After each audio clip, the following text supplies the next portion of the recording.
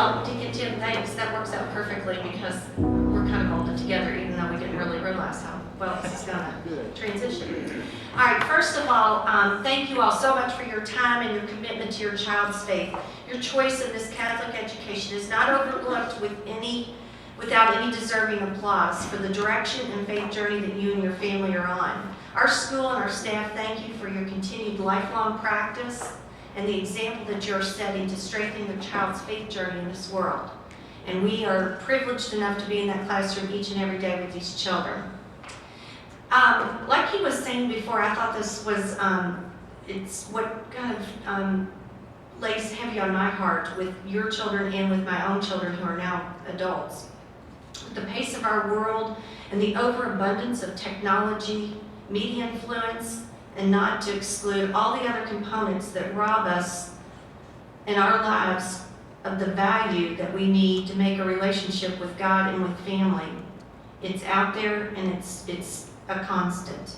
Our students will be faced with more obstacles than we ever dreamed of or will experience in our lifetime.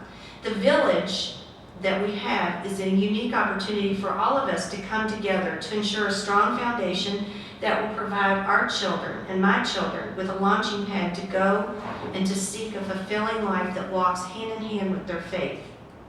While the Pope begins this American experience, as Tim was explaining, we're going to watch flocks of people come to just be in his presence. Imagine this was just this ordinary man, a man of great faith, suddenly is catapulted into position that brings him and believers and non-believers hand in hand just to see him and be in his presence. It reminds me of the hunger of humanity to find a purpose for our life. As teachers of your children, we all have a rare opportunity of teaching and cheering and modeling our Catholic identity.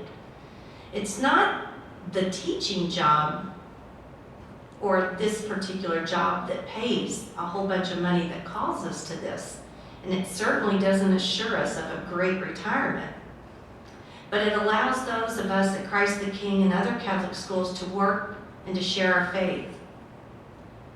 I found it interesting last summer when Paula said she had so many applications for one position. Why do teachers flock to our school or to any Catholic school for one job opening? Well, I think most people are trying to live and to find a real purpose in their life. Ms. Matthews and I just are very fortunate and very lucky to not only have this job, but to be living out a vocation. And as we go closer to the day when your children are going to make this first reconciliation, we're going to help them understand that we're leading them to a moment of significant value in their lives and in yours. They are called by our church to ask, to receive, and to cherish the forgiveness that they're going to feel. I'm going to ask you tonight, and I've said this before, and it really hits home with me, to reflect on that moment that this precious, where to go, little second grader was placed in your arms. For the sake of imagination, I want you to imagine Jesus handing this precious life to you. I imagine he lets go and he places his hand on your shoulder, and in no more than a whisper, he says, "Take and receive." And gently, he moves away knowing he is leaving this most precious gift in your loving arms. He turns, praying that his wish will be fulfilled, and your guidance will lead this child to know, to love, to serve, and to cherish him daily, weekly, and for a lifetime, until that child is called home again. Our students will soon walk innocently into the confessional and sit with the expectant eyes as they speak and share their humanness. How special is that? The gift of witnessing this is not only humbling, but it's an emotional moment for the parent and for the teacher alike. Know tonight that we are honored to share these months and days that constitute second grade. We want you to leave tonight with the hope that we all will continue to commit ourselves to strengthening our role in our children's life to make our faith first. And I want to end with a prayer that always makes me return closer to needing my relationship with Jesus in the sacrament of reconciliation. And it's the prayer of Thomas Merton. I find it interesting. I go to Adoration Chapel every Monday morning. And sometimes when I'm lost in thought and in prayer, or my mind is wandering and I read this, I'm like, that's it. That's it right there. It starts off, "My Lord God, I have no idea where I'm going. I do not see the road ahead of me. I have no way of knowing where it will end, nor do I really know myself. And in fact, that I think I am following your will does not always mean I'm actually doing so. But I believe that the desire to please you does in fact please, and I hope I will never do anything apart from your desire. And I know that if I do this, you will always lead me by the right road, though I may not know nothing about it. Therefore, I will trust you always, though I may be lost and in the shadow of death. I will never fear, for you are always with me, and you will never leave me alone to face my perils alone." And I think that's just pertinent for the sacrament of reconciliation. I really, honestly, for the first probably 15 years of my children's life, I had a direction. I knew which school they were going to, what friends they were going to play with, whose parents were going to interact with them, our church, down to the nitty-gritty. Well, now they're adults, and they're gone. They're out of my nest. And I cannot call them back and redo those steps anymore. I have to depend on what happened before me. And being a sinner and not being a perfect human being, and of course never even close to being a perfect parent, I just hope that I filled that pantry enough that when they need it, they can open it and get out the things that are going to be the most precious to give them a purpose in life and a faith-filled life. And I only had a small opportunity. I thought at the time it was a huge one. That, 12 years or 7 years was a long time. It's gone in the flash of a moment. So I think what Tim said and what I'm saying tonight is it's our job to give it all you got. And if you ask those second graders, I know one of them's here tonight, where are we headed? Where are we all trying to get? Jude, where are we all trying to get? Heaven. Mm-hmm. And they love it. They love it. They're not seeking reconciliation like it's that mountain that was described. For an adult, it may feel that way.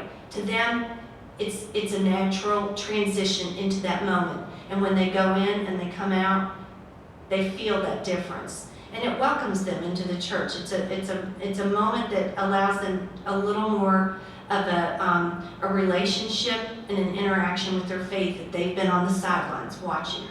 So with that, please know that we thank you, we applaud you. I'm so glad I'm part of this village that's seeking a purpose and that we're working together to find our way. Because we're all on this path and we're in that village trying to build that faith journey together. On this orange paper, we put some pertinent information for the school. November 10th, 2A will make their first reconciliation at 6:30. And 2B will go November 11th at 6:30. Your children will go directly over to church, and the pews will be marked with pew markers with your names on it. And just a sidebar, we keep those name tags or those beautiful, pew markers for First Communion, so don't take them home. We will give them back to you, but we're going to keep those to mark the pews for First Communion as well. And then your children already are under instruction from day one. If you ask me to tell you when we teach religion, I can't tell you that exactly. We get out a religion book usually at 10:30, but it's all day long. It happens all day long. It's on the playgrounds, in the cafeteria, it's everywhere. But these are the steps, the formal steps that we'll teach them. And if you and I know children like we do, they like to know what's expected, what the parameters are, and then they're going to have a good outcome. So we will practice and make them feel as comfortable as possible by taking and leading and sharing this particular first experience with them. They're going to enter the confessional, and we'll teach them. You start with the name of the Father, and you end with the sign of the cross as well.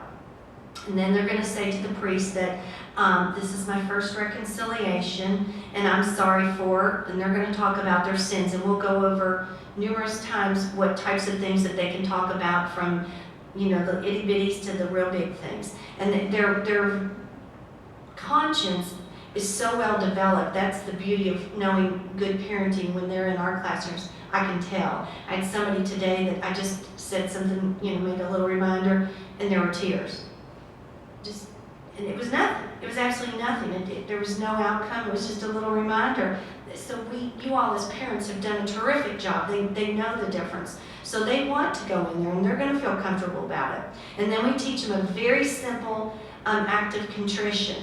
And the discussion with our school is the act of contrition that they learn now will be changed over to a more adult version when they're in the 6th grade. Carrie Bonneau and the 6th grade teachers, 7th grade teacher, and Carrie Bonneau is the 8th grade teacher, will give them a more adult version with larger vocabulary that would be better for that age child, where this child, we just made it very simple. This is my first reconciliation, and he'll say, can you say your act of contrition? I'm sorry for, oh my God, I'm very sorry for failing to love. Please help me to love you and others more. And then the priest will give them absolution. And it's funny, each year I always say, kind of lean forward if they're sitting with the priest, and they'll say, well, he didn't get real close like you said he was going to, you know. Well, they'll get kind of, you know, they feel like I think they're going to receive these bolts that come out of his fingers, but they're going to receive absolution at that point. And then we normally in the past have done a penance where the child comes out of the confessional and goes out onto the communion rail with the family. We're still going to do that. The priest may talk to them a little bit more about a more specific penance to their moment inside the confessional, but they're still going to come out there, and we would like you to greet them at the communion rail where you all can be as one and as a family. And they really like that feeling when they come out, that they're greeted by you, and it's a really beautiful little prayer that will be up there for you all to share that very special moment. I'm in tears by the time I get the kid to you. At that point, it's really kind of hard. So anyway, after that, they'll go back to their pew, and we'll remain quiet for the rest of the people that haven't received. In the pew that particular evening, we have an activity packet. So when the kids get there, we start off with a little reconciliation service, and then the children are instructed that we're going to start the individual reconciliations for the children, and we'll start bringing them over. As we do that, they can sit down, and they're going to work on activity packets so that they have something to do, and they're all faith-based, Catholic-based little activities, so that they're quiet and content while they're waiting their turn, because generally it takes a long time. Although you all are so fortunate, there's only 18 children per class, it won't be as lengthy as it has been in the past. And then when the whole experience is over, we're going to come back over here for a little get-together. The 3rd grade parents are going to provide a little atmosphere of party over here, and then we'll receive our certificates, and then we'll be ready to leave for the evening. We normally in the past had started at 7:30, but we've moved it back to 6:30 so you can be back in your homes and tucked tightly into bed a bit earlier. And then the important dates at the bottom. On March the 2nd, we're going to have our first communion meeting, which we'll be telling you about the details and the formalities that go along with the sacrament of First Holy Communion. And then on April 24th, that will be First Holy Communion, and it's going to be at the 11:15 Mass on Sunday. And I believe we have touched on anything, or everything. If there's any questions, feel free to throw those out there now, and I'll be happy to, or Ms. Matthews will be happy to answer anything. We're church closed too, and you can bring anybody you'd like to sit with your family. The little ones usually don't last as long if you have somebody that's, going to be real squirmy, but feel free to bring anybody, and we do encourage you to go and receive afterwards. And this night will be a particularly good year because of the numbers, and the kids like it. They'll say, I saw my mom and dad go over there, and it's a really sweet experience. So we're looking forward to it. If you all have any questions throughout the year, anything that you're concerned about, please feel free to contact us. But as for tonight, if there's anything else you wanted to discuss, please throw it out there. Okay. Well, let's end with a prayer. In the name of the Father, Son, and Holy Spirit. Amen. Dear Lord, thank you very much for these parents coming this evening. Thank you for the adults, the teachers, and the extended family that share in the raising of these children. Continue to watch over and protect us and give us the strength and the desire to be with you in the sacrament of reconciliation. Watch over the Pope as he enjoys our country, and let us learn from his treasures that he brings with him. We ask this in your name. Amen.